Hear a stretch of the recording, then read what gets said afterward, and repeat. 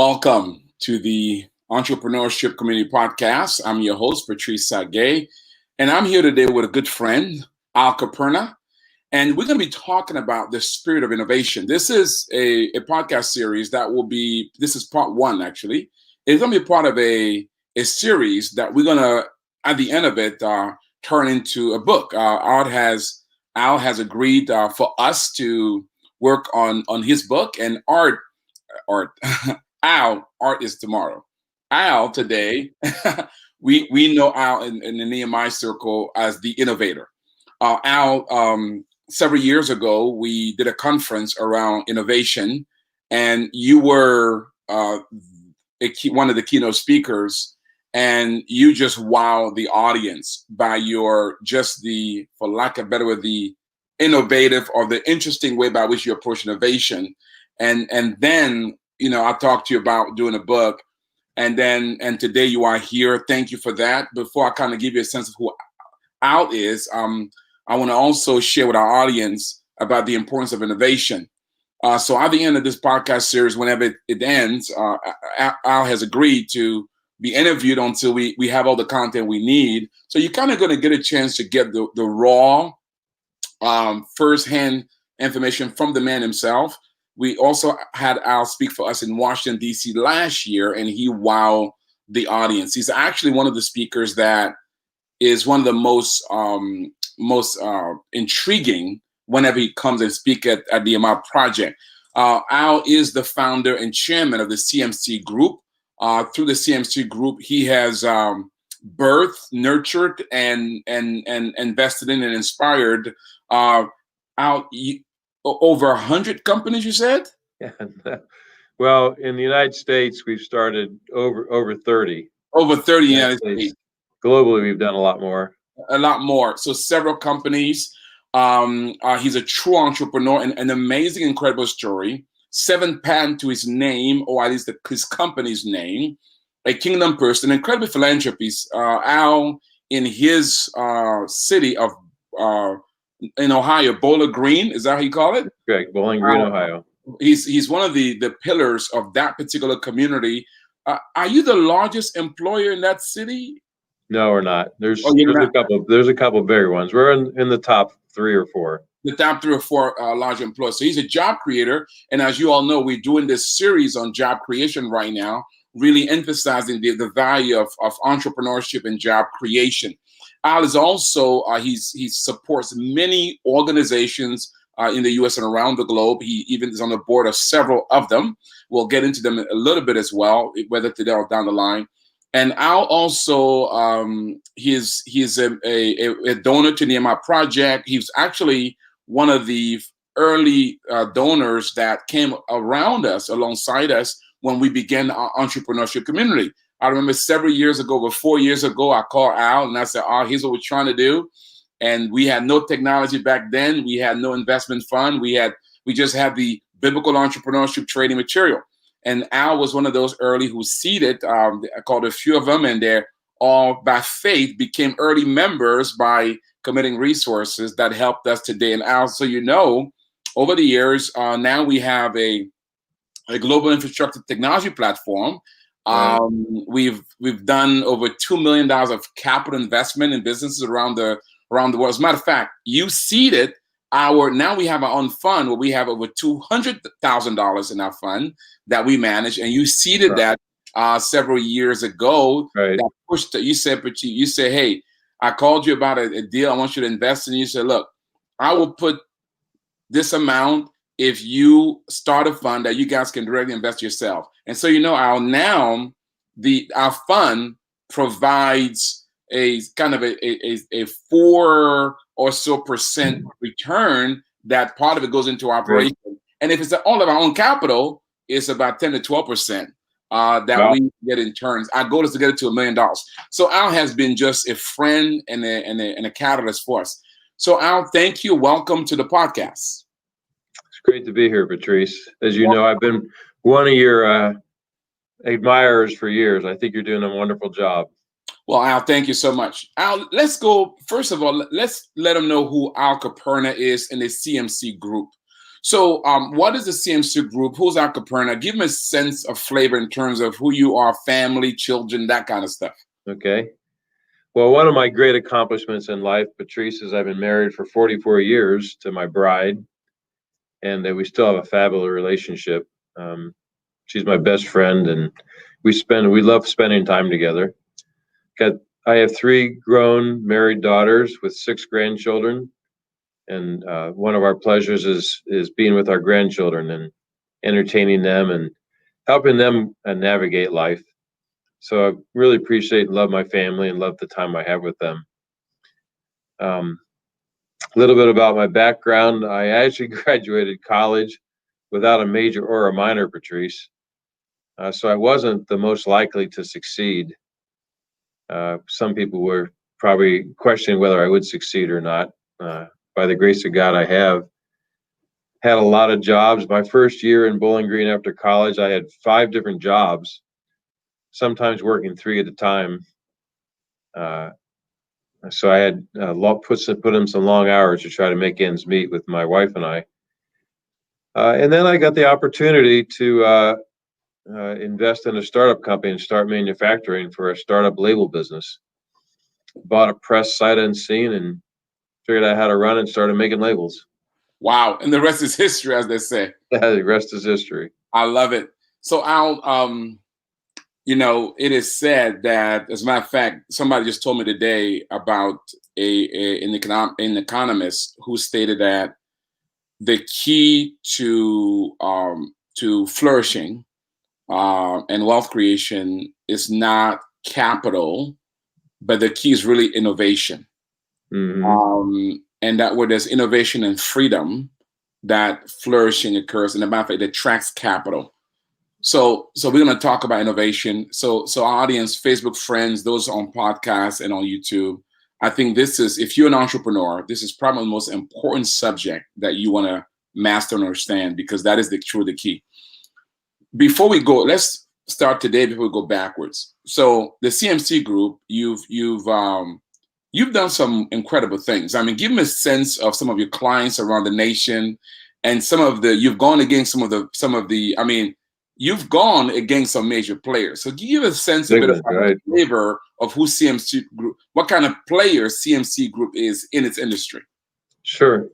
Well, CMC Group is a combination of companies. That's why we call it group. The largest company in the group is in the food safety industry. We deal with the back of the house for restaurants. So we're working to keep your food safe when you go into a restaurant. Part of that innovation came actually working with Domino's Pizza. At one time, we labeled all the pizza trays for Domino's in the country. And Domino's was complaining that the adhesive was building up on the trays and they were having trouble keeping them clean. So through a series of connections and contacts and trade shows, we found a material that no one knew what to do with, and it was a dissolving adhesive.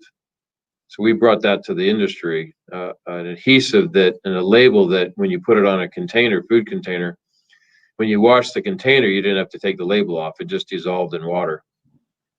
And that really launched Daymark into a multinational company. Wow.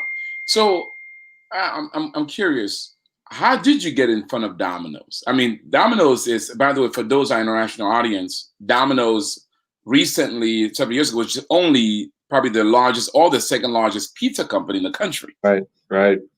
So how did you get in front of Domino's?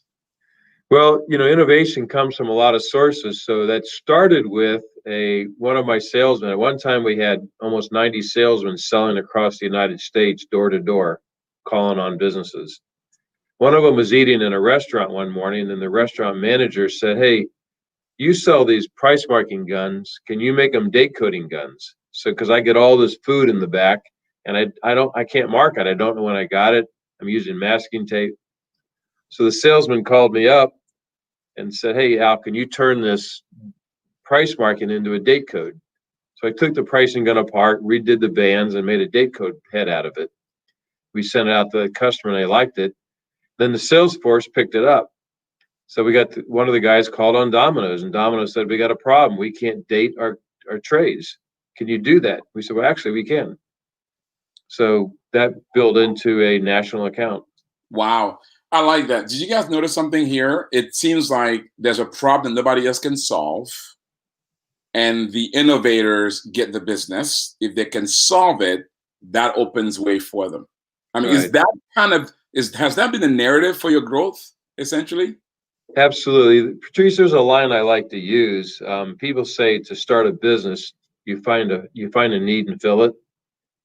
And I had an advisor tell me early on, he said, no, that's not the case. What you want to do is you want to find a hurt and heal it.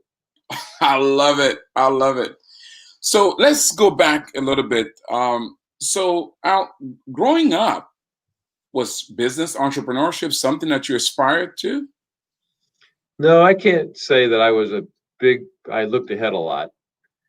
Tell me a bit about that. So I was pretty much doing what I was doing. But so you were a guy who just liked to have fun, live life. yeah, Were you a hippie, by the way?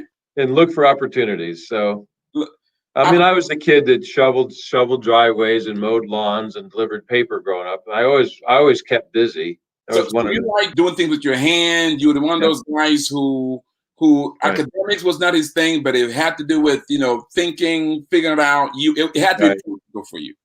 So when I was 14 years old, Patrice, I lived on a farm in the summer, and the guy down the road said, "Hey, we need someone to bale hay." So a friend of mine out in the farm went out and bought a hay baler. At 14, I started a business. I talked a kid into being my partner because his dad had a tractor, and we built a couple hay wagons. We started baling hay, and I bought an old baler that didn't work very well, and I kept it running. And when I was 14, I had 60-year-old men riding on that baler with me saying, now, when it does this, what do you do? So God just gave me the gift to be able to figure out how things work. Wow, that's So I started incredible. my first business at 14, Patrice. So if I actually had 15 people working for me when I was 14. oh my gosh. So if I go back to the 14-year-old Al Caperna, what would his parents say about him? He's a hard worker. He's faithful. He's diligent. I mean, I used to get up when I was baling hay. I'd get up early in the morning, start getting the fields ready, and I'd collapse on the floor at night and get up the next day and do it. And I loved it. I loved that job. You just, friends, if you've been following us on this job creation series, we've been talking about the value of work. I mean, this is a man but most 14-year-old young men don't do that. What made you so unique? What was it about? What instilled that sense of work into you, Al, so early? That's a good question. I know my dad was a hard worker, and I just was one of those kids that liked to work. I enjoyed it. The physical work, I just enjoyed it. So you kind of modeled after your dad. So Yep. what would your teachers, the teachers of the 14-year-old Al Caperna, what would they say? For example, one of the farmers I worked with, the guy wouldn't talk much, but he expected you to watch what he was doing and anticipate what the need was. So he actually taught me to anticipate need because he wouldn't tell you what he wanted. So if I wanted to meet the need of him, I had to pay attention to what he was thinking and guess what he was thinking. And it really helped me to watch the work environment to anticipate what was next. Wow. So let's go so it seems like as you worked, you were also learning. Absolutely. Because the people you work with, you kind of pick things up very intuitive. So you're very intuitive as a kid, as a person in general. Would you agree? Well, intuitive. I'm a visual learner. Okay. I'm an oral and visual learner, and a lot of entrepreneurs are, Patrice. Most of the people that work with Nehemiah are probably visual, audible learners. Yeah. But we tend to teach in a literal style, but that's not the way most entrepreneurs or people learn. They learn by storytelling or by watching. That's how I learned. So 14-year-old, you're obviously already showing yourself kind of industrious. You're working, you're running a business, right, with other kids. What are your teachers? So on the academic side, how were you perceived then? Well, finishing up the story, when I was 14, Patrice, I would walk around when I was 14 with a couple $1,000s in my pocket. And this is back in the 60s, right? So I would go to the bank and I'd be doing the banking to run my business, and I'd watch men then my age current age, say in their 60s, cashing a check and putting $20 in their pocket, and I was putting $1,000 in my pocket. I used to think, what must that feel like to be the father of a home and to have $20 in their pocket when I was this kid walking around with $1,000 in my pocket because I paid everybody cash back then. Wow. So that experience in the bank line had a huge impression on me. Wow. So now let me ask you this question. As that's happening, were your parents middle class, upper class, working class? What were they? At that time, they were middle class. Middle class. So your parents had some means. So, right. But I mean, still at 14 years old, this is money that you've earned, that you worked right. for. This is kind of you already understand the value of money. Right. And do you have siblings? Do you have siblings? Right. Yeah, there's 6 of us kids. So where do you fall in line? I'm the first boy. I'm the second in line. I have an older sister.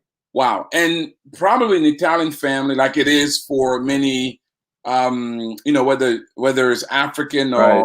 Asian or whatever, the first boy, that's a big deal. It's a big deal. Yeah. So were you responding? Were you kind of reacting to this expectation as a first boy, this sense of responsibility? No, Patrice, I never really felt any pressure to perform. I was probably more self-driven. Wow. I never responded well to peer pressure. Wow. I kind of always did what I thought was right. Well, that's Al as we know him. Now, so Al, your siblings, you're the first boy. So your siblings, is this in the right. gene? Are there anything like you in terms of how they're wired or how they approach life or business?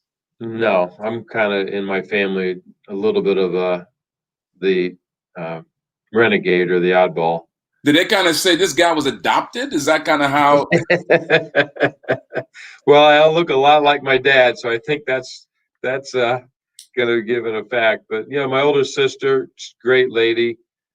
She does a lot of accounting work and has helped people run businesses.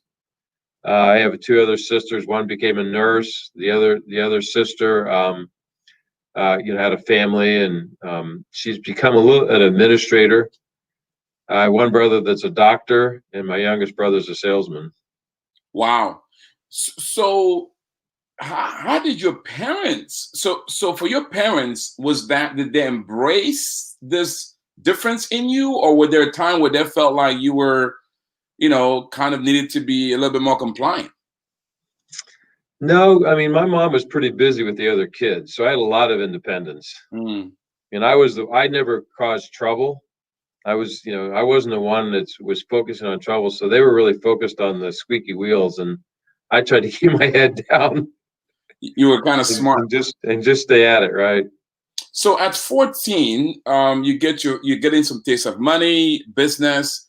At this point, are you kind of intentionally thinking, I'm going to stick with this business thing, or is this just kind of what's happening? You just doing as it comes along? No, see, Patrice, I really struggled in school. I actually flunked 6th grade in reading and spelling. Wow. And had to leave the Catholic school to go to a public school to go ahead. So I was always a poor student. Even in college, I was put on academic probation. I graduated college without a major or a minor. I don't have enough subjects in any one topic to have a minor. But the closest thing I got was early childhood development. So I took early childhood development courses in college. So that's interesting, because I often say to our team, some of my staff members are, valedictorian, real smart. I was a D average student myself, and I say, the world is run by C, D average students. Right. It's very true a lot of times. So with I know for me, coming up, there was sometimes this sense of unworthiness. Now, for me, because I didn't apply myself, I was lazy. I wasn't like you. I was lazy and wanted to just play. I ran from work, so that was a different story. So, but there was this sense of not feeling worthy because of this academic thing. Did you ever have that, or did the work side of you kind of made it so that you didn't care? I don't say as I didn't care. I was kind of oblivious. I was kind of living in my own world, so I didn't care that much about what people thought about me. I was just always looking for opportunities, a way to make things better. I've always wanted to make things better. Even as a little kid, I wanted to improve things. So I just find ways to make them better. Your parents probably need to get credit here, because it's amazing that a kid who's academic doesn't apply themselves, but yet is nurturing these other areas, and then you have this sense of confidence as a kid. I mean, your parents may have kind of provided an environment for you in a sense. I mean, wouldn't you agree with that? Absolutely. Somehow that got imparted. I don't know if it was intentional, but it was definitely something that happened. Where I had an amazing ability, an unnatural self-confidence and confidence in my own skin. Wow. And that's so important for entrepreneurs. I mean, but let me ask you, was there ever a moment where your parents felt like, I wish he could be more academic, or were they just No, I was in college and I wrote a letter home to my dad, who was an English and history major and running a business, and he corrected the letter with red pen and sent it back. And that was the last letter I ever wrote home. Wow. Wow. So also you go to college and you didn't immediately, by the way, let's talk about your faith a little bit. So at this point, you're not a Christian, or are you? You're a good Catholic young man, as all young Italians, right? Right. Yeah. And so you don't have a personal relationship with Jesus Christ. That's correct. So you come out of college. By the way, at which point do you meet your wife in this journey? Is it prior to college? Is it after college? Or is it so my wife actually was a neighbor growing up. So I knew her most of my life. We were very different. I tell people she was too wild. I had to wait till she settled down. But it might not have been exactly that way. It's not the opposite. I mean, was she the compliant one, the rule guy? She would have never considered me. So what happened, so I knew her. We went to different colleges. But what happened to me was, my dad told me when I went to college, have a great time. It'll be the best time of your life. And that's one time I really obeyed my dad. So I got a little off track and got myself really confused. So ironically, my 6th grade reading tutor, because I had a tutor in 6th grade, Mrs. Setzer, had led my mom to the Lord as a believer 3 months earlier. And my mom prayed a prayer and released all of her kids to the Lord. Wow. And that's about when my life went upside down. I mean, for 3 months, at the end of 3 months, I literally thought I was going crazy. Wow. So I called my mom. She says, call Mrs. Setzer. I talked to her for 5 minutes on the phone, and she says, Al, have you ever accepted Jesus Christ as your Lord and Savior? I said, I didn't know I was supposed to. Wow. So he said, well, you have to make a personal confession as an adult. So I prayed over the telephone with her.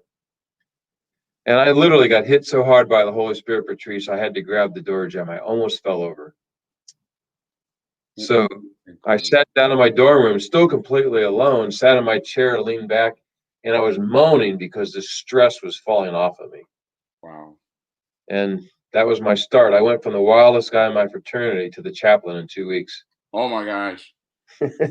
Al, the word to me just came to me, the making of an innovator. So it's like all this background that was, unroutine, uncompliant, but hardworking, want to meet needs, kind of shape you as an innovator.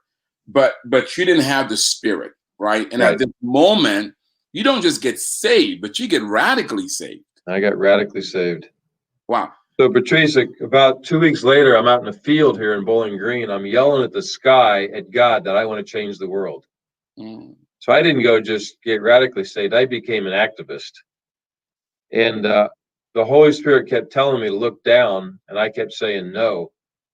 Until I finally did look down, I heard this voice, what do you see? I said, I see my feet. And it says, the Holy Spirit said to me, if you want to change the world, start there. Start with your own feet. Wow, that's incredible.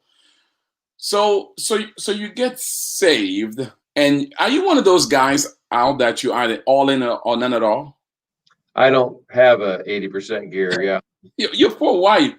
So so you get saved. At this point, you know your wife. Are you guys married?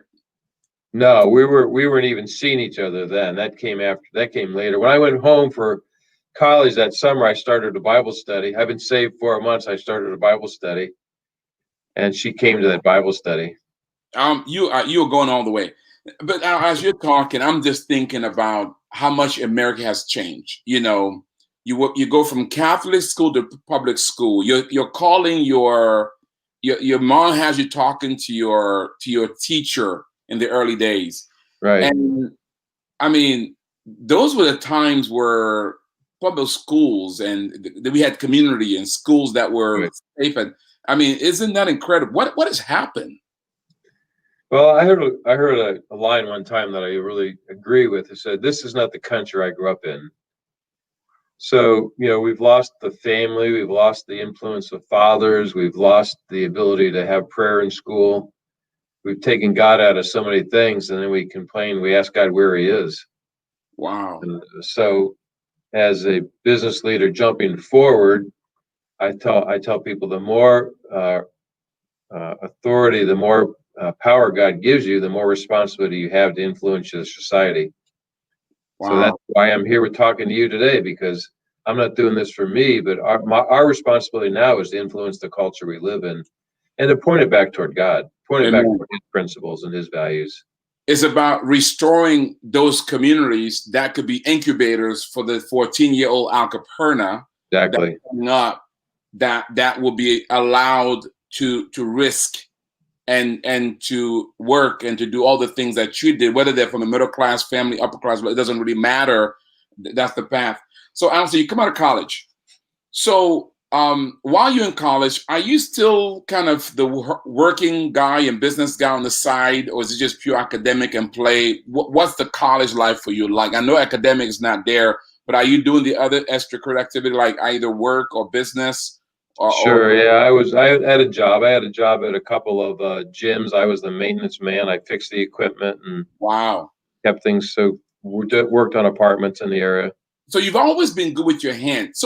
So why didn't you consider something like engineering or mechanics? I mean, yeah, because school, I always struggled in school, so I was going to take easy courses. Oh, so you never made a connection that, wait a minute, you have this industrious mind, and maybe if that's interesting. My goal was to graduate college, not prepare myself. I wasn't trying to prepare myself. I was just trying to graduate. But what's interesting, though, is that you're probably doing more as in working and all that stuff than your friends are. I mean, as a kid, you are learning even more than they are because you're doing hands-on, right? Yeah, you're hands-on. So you come out of college. So what happens right after college?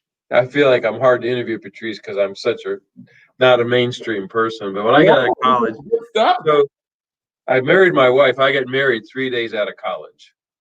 Wow. And we moved to Bowling Green, away from the family. I went away from the family business and moved to Bowling Green. And she got a job teaching 45 minutes away, and I didn't have a job or a resume to get one. So I actually, that first year we were married, I had 5 jobs. And many times I was working 3 jobs at a time. I even ran the movie theater at the night shift at the movie theater in town. We ran the projector. Wow. So let's back up a little bit. This is good stuff. So we know that you met your wife when you were back because you got saved while you were. So you're this. Right. So let's talk about this courtship. So she comes to your Bible study. How does it go from Bible study to courting to marriage? Well, what happened was she brought her boyfriend to the Bible study and they were fighting. So I tried to calm things down, and then he finally broke up with her. So what happened was I knew she was alone. It was in the summer and stuff. So I took her out to dinner one night. Now, I had been burned in a relationship pretty bad, and I pretty much had vowed off women. I said, they're not worth it. But I felt bad that she was at home and she'd broken up. So we took her out to dinner. We just had a great time. So we kind of started seeing each other. But it was a good year before I even thought about getting into a relationship. Isn't that interesting how the very thing you didn't expect, the Lord somehow uses that to kind of get you in a situation. Yep. So, Al, so you guys are just friends. You're trying to help out. At which point did you kind of know that there's something here? This is the one. We were getting along fine. She was a friend. Actually, we went to a Christian conference together in Pennsylvania, where we had Andre Crouch and some of the old famous singers and spent there. And then we were driving and I was just praying. She'd fallen asleep I had a pickup truck and she fell asleep and I was talking. I really felt like God say, "This is your wife." Wow. So I woke her up and asked her to marry me. You are serious. So you guys hadn't even dated. You were just friends at that moment. Yeah. What did she say? She said, "Wait, Al." Well, she's pretty talkative, but she was quiet. I had to say, "You going to say something?" And she said, "Well, I figured I had another year to wait. I was committed to you a long time ago, but you had no interest." You are serious. Were you Yeah. aware that she was interested in you all this while? No, I wasn't. Oh my goodness. That is incredible. So I'm not the most observant person in the world for things. wow. So she said yes. And when you go back and tell the family, how does the family respond? Actually, pretty well. Her mom, who is very insightful, she goes, "I knew you guys were going to get together." And she liked me, even though I was not the clean cut Robert Redford type, I was more the Jeremiah Johnson, who most people don't even know anymore, but the backswood guy that was happy in hiking boots and bib overalls. Wow. That's incredible. So you made a decision to, after marriage, to move to Bowling Green. So you mentioned kind of leaving the family business. What was the symbolism of that to you? What was it important for you guys to leave the family nest? So, I talk about hearing from God. The first time I fasted, Patrice, I fasted for 3 days. Did a complete fast for 3 days. And it was about whether I stayed in Bowling Green and went to Dayton. And what I felt like I heard the Holy Spirit say is, "You've always trusted your earthly father, now trust me." And I interpreted that I was supposed to stay in Bowling Green and stay with the church that we had launched here, which at that point there was less than 20 of us, and not go to Dayton. Now I've been in that church 44 years, 46 years now. Wow. So I missed something out. So at this point you're in Bowling Green, but why did you leave home first? Where was home, by the way? Centerville, Dayton. It's 100 miles down the road. Dayton. All right. So when you pray, you were in Dayton. Whether you should stay in Dayton or move over to Bowling Green? I was still in Bowling Green. I was still in college because remember, I got married 3 days out of college. I see. So college is in Bowling Green, and you were part of a church plant there. Right. So you really followed the Lord and followed the church. I did. Wow. And how did your wife feel about that? She was all in. I mean, she actually recommitted her life to Christ after I did, and found out that she was always a good girl. She was raised to believe in Christ. She actually received Christ over the television with Billy Graham when she was young. Wow. And she was kind of talking to God when I first got married, kind of saying, "Who does he think he is?" And I think she felt like God say, "I got some work to do on you too." I love it. I believe that those who got saved on the Billy Grahams, they're more saved than the rest of us. There was a special anointing with Billy Graham. Special Billy Graham anointing. That's a whole you get the pass go and collect $200, huh? My pastor used to say, if you don't meet Jesus, at least you better meet Billy Graham. Yeah. That is incredible. Hey, we're talking to Al Caperna, the chairman and founder of the CMC Group, in an amazing company out in Bowling Green, Ohio. We talk about the spirit of innovation.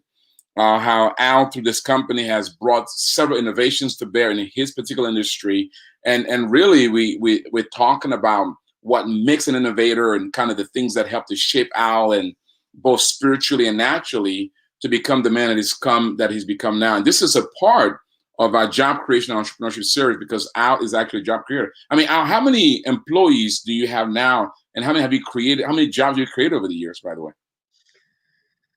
Oh, a lot. Well, not compared to some people. I think right now we're probably close to 300 in our companies. Wow. But we've launched in Canada, in the UK, Dubai. We've got a company in India. Wow. So we've launched in multiple countries. So, I mean, that's an incredible amount of jobs. I think about it at this time. We're going to get into all of that. Maybe not today, but as we keep going. A little commercial break. I want to talk to you guys a bit. We got about another 20 minutes to go with Al. I want to talk quickly. Hey, if you're enjoying this podcast and we want you to share with friends, invite them to come. We got about 20 minutes to go with Al so they can catch the last piece of this as we talk about the spirit of innovation. This is part one, part of a series that will become a book that will showcase Al's life story and how he became the man that he's become and created the CMC Group. And by the way, if you are looking for information about our various programs, let's quickly, Victor, let's kind of share with them what's coming up. So if you are looking for business BSA group coaching, we have one coming up both in Kenya as well in the United States. Just go to our website, nehemiahecommunity.com /find a class, and there you can find the different programs coming around, the coaching programs and training programs on biblical entrepreneurship, women in business classes, identity and destiny classes, or even coach certification and trainer certification. These are different classes that can help you. If you want to cultivate and innovate in you, we can come alongside you and help you with that. With that said, so Al, so you go to Bowling Green. At this point, so your wife is gainfully employed and you're not. That's correct. So, and at this point, does your wife kind of have a sense that this guy is going to be real big one day, or is she kind of just in love and blind? I would think it'd be the latter. I mean, she said that, I always believed that you'd take care of me, but I'd never expected much. Wow. So she had no. Well, my past I hadn't succeeded really in business, or shown kind of the leadership corporate style that would make you expect. But you are hard work. Make it. But she said he'll never let me down. Yeah, you love the Lord. You're a hard worker. But by the way, something about the Midwest, Ohio. I mean, we've got a number of amazing entrepreneurs in the Midwest, particularly in Ohio. What's in the water there? I mean, is there something? And what's interesting about you guys in the Midwest? You guys not brashy, just steady, low key, not like New York or Washington or LA. I mean, just what's about Ohio in the Midwest that produces? Whether it's Al, whether it's Barry, whether it's Mick Owen, these guys who are what we call the millionaire next door. A little bit is the crossroad, and Ohio is like in the top of farming, agriculture, animal raising, oil production, business. So Ohio's an interesting cross section of a lot of the industry. So you get to experience a lot of things in Ohio. Not just one focus. Wow. So there's that diversity. So your wife is gainfully employed and you're kind of doing, you're being out, you're just working, you're just doing. Taking opportunities, right? Opportunities. At which point do you land on something that you're like, this may be it? And what was it? Well, let me go back. So I'm not gainfully employed, right? So I'm working around. So I finally get a job building mobile homes. I run a machine in a mobile home factory. And I said I'm going to do the best job I can running that machine. So I ran that machine in the mobile home factory. And then I was sick one day, Patrice, and I had to go home. I'd gotten the flu. Well, back then there were no such thing as answering machines. So I put my resume in at a couple places. Well, that day I was sick. I got a phone call from a potential employer and got a job working at a window factory. Wow. They're interviewing a machinist, and I had experience running machines. But as we were walking around, the guy said, "How about you starting our preventive maintenance program for our window factory?" And I said, "Great. Nothing here scares me." I knew nothing about those machines, but I actually founded the preventive maintenance program for this window factory and worked there for a number of years. From there, I got a job helping set up a Cooper Tire and Rubber plant in Bowling Green. When Cooper came to Bowling Green, they set up an extrusion plant.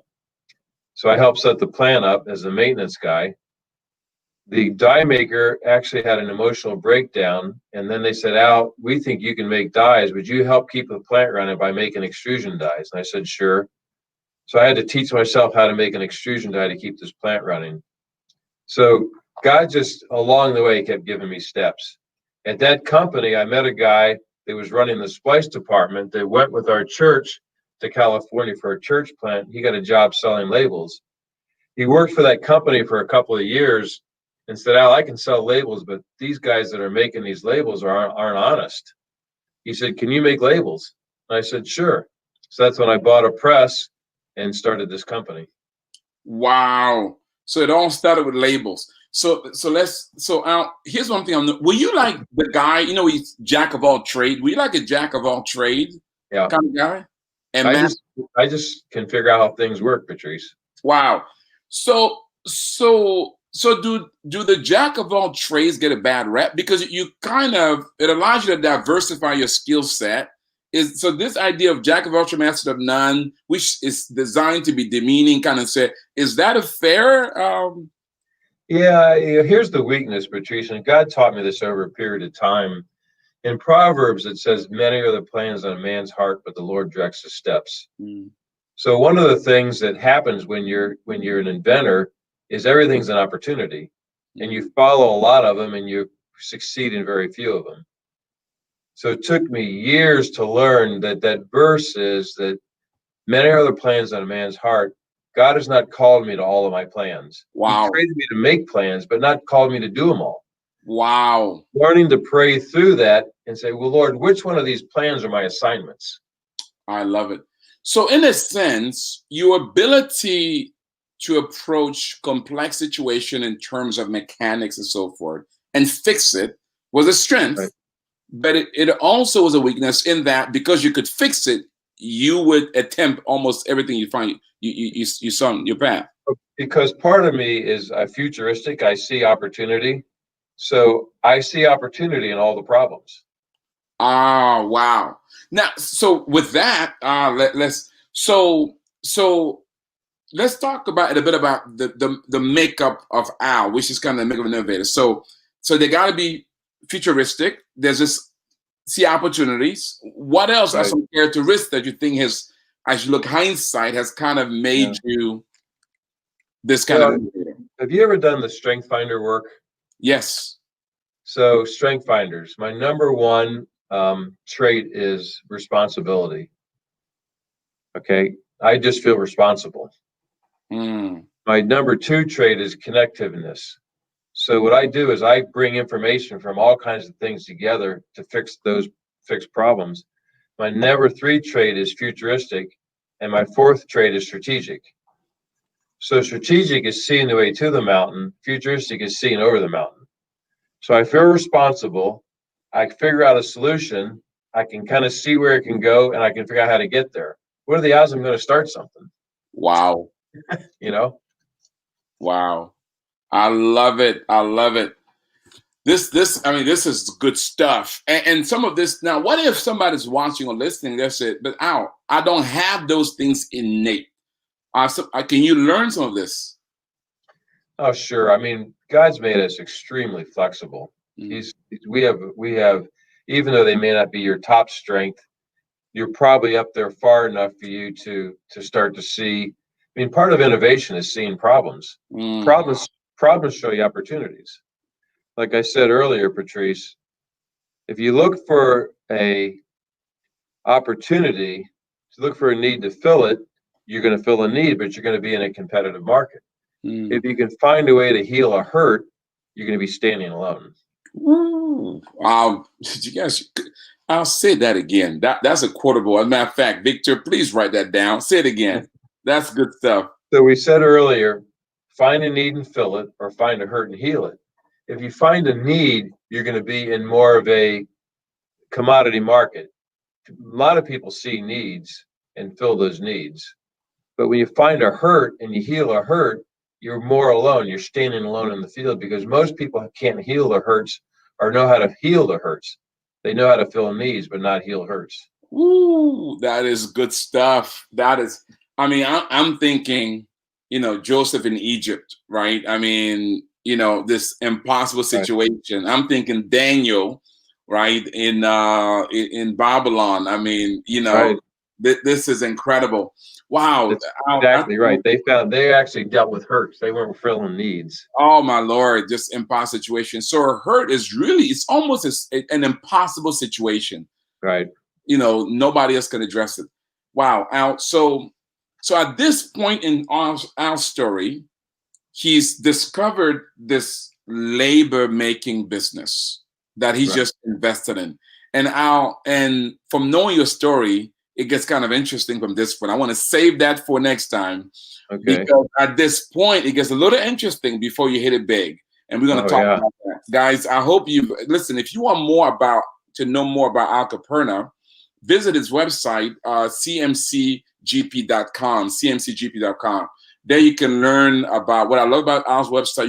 You have human interest stories about the impact that your company is making in people's lives from your employees. Many times people talk about kingdom business, but very few websites illustrate the impact they're making. We're going to get into that, but you can go to his website right now. You can even see various videos, some awards that Al has received and different things. And of course, if you like to do business with CMC Group, just visit their website. You can learn about them from there. Al, we're going to have you back for part 2, because I want to take it up from from when you make this investment for this labor making opportunity. But there are people watching and listening out who, from around the world, they've gone through COVID-19. In the U.S., we have the civil and social unrest. We now have a political craziness, the uncertainty in the air on the politics side. The economy is an issue. What word of encouragement would you tell entrepreneurs, somebody watching and listening? What would you say to them as to encourage them they're going to make it this in spite of all this? I'm reading Isaiah. Been in Isaiah for about 3 months, and I got to Isaiah 40 recently, Patrice. And Isaiah 40 is the verse, "I'll lift you up on the wings of eagles." We all love, but I didn't notice it till this year that verse 27 says, "God, you've disregarded my cause." And the writer says that God disregarded them, and God said, "No, I haven't disregarded it. I'm going to lift you up on the wings of eagles." And that verse has been carrying me, because at some point we feel, "God, did you forget us?" And God's going, "No, you don't get it. This is going to lift you up. I have a plan. I have a purpose. Believe in me and believe in my word, because I ultimately know where you're going. I am for you. I have plans to prosper you, to be good to you, and trust in me, because I'll take you where I meant you to go." Wow. What a good word. Thank you so much, Al. I mean, from 14-year-old hardworking young man, entrepreneurial, who did not like school,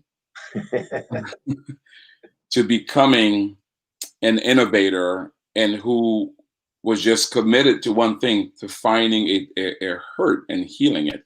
And that has kept Al Caperna going on till now. He's applied that principle not just in business, but also in ministry. And you'll find out now in the next podcast just some of the things that he's developed over the years, and how his business has been a platform. Actually, his business is ministry, essentially. You learn what I mean by that.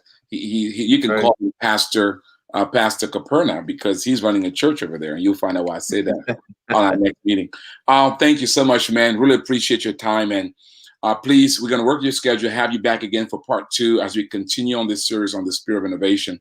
Hey, if you enjoy this podcast, don't leave yet, because I want to pray for you. Before I do, I want to encourage you to share this. If this has been good for you and good to you, share it. Share with your friends, with your family. Put it on your social media. posts on your Twitter, on your LinkedIn, on your Facebook. For if you know other people who you want to encourage, maybe they're struggling, and you saying, you know what, if I can make it, you can too. Maybe our story can encourage them. Maybe they're also innovators, and you want to encourage them with our story.